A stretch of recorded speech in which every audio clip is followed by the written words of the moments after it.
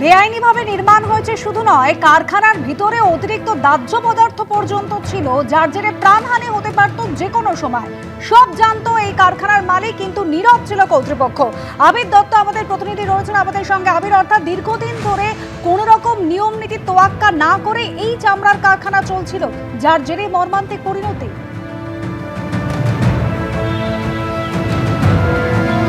দেখো, চাঞ্চল্যকর দাবি করা হয়েছে পুলিশের তরফ থেকে আদালতে, এবং স্পষ্টত সেখানে বলা হচ্ছে দুটি নির্দিষ্ট কোম্পানির নামে এই কারখানা চলছিল। অতিরিক্ত পরিমাণে বা অতিরিক্ত সংখ্যায়ও বলা যায় যে দাহ্য পদার্থ সেখানে উপস্থিত, যেগুলো চামড়া জাতীয় বিভিন্ন বস্তু, সেখানে পার্টস হতে পারে বা অন্যান্য কিছু হতে পারে, যেগুলো তৈরিও সেখানে হতো।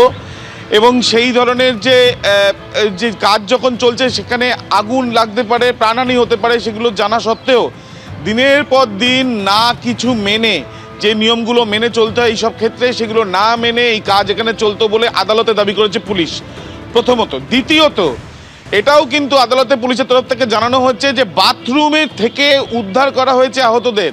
তাদের মধ্যে দুজনের মৃত্যু হয়েছে এবং বাকি যে তিনজন তারা চিকিৎসাধীন, এবং গুরুতর চিকিৎসাধীন এমনই যে তাদের অবস্থা এতটাই সংকটজনক যে তাদের বয়ান এখনো পর্যন্ত নেওয়া হয়নি বা নেওয়া যেতে পারেনি, চেষ্টা করেও হয়নি, কারণ চিকিৎসকরা এখনো অ্যালাউ করেননি।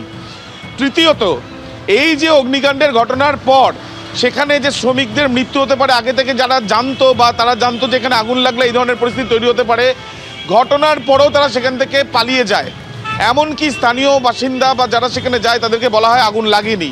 অর্থাৎ এই যে বিষয়গুলো, সেগুলো আদালতে পুলিশের তরফ থেকে বলা হয়েছে। অর্থাৎ বোঝাই যাচ্ছে যে এই যে বুলডোজার নিয়ে সেখানে যাওয়ার পেছনে কারণ কি, কতটা এখানে একদিকে যেমন গাফিলতি, একদিকে নিয়ম না মানা এবং অন্যদিকে নিয়ম না মেনে এই বিল্ডিং করা, এবং তার সাথে সাথে যে কারখানা চালানো হচ্ছে, একটা কারখানা যেখানে দাহ্য পদার্থ দিয়ে সেখানে কারখানার বিভিন্ন মেটেরিয়াল, সেখানে যে বিভিন্ন বস্তু তৈরি করা হয় এবং পরবর্তীকালে ব্যবসায়িক স্বার্থে সেগুলো বিভিন্ন জায়গায় পাঠানো হয়, সেখানে যে নিয়ম মানার কথা সেই নিয়ম মানা হয়নি। শুধু নয়, আগুন লাগার পরে যে বেসিক যে দায়িত্ব কর্তৃপক্ষকে নেওয়া উচিত বা যাদের কারখানা তাদের নেওয়া উচিত, সেই দায়িত্বও তারা নেয়নি, উপরন্তু তারা পালিয়ে গিয়েছিল বা পালিয়ে যাওয়ার চেষ্টা করেছিল। সেই বিষয়টাই আদালতে জানিয়েছে পুলিশ।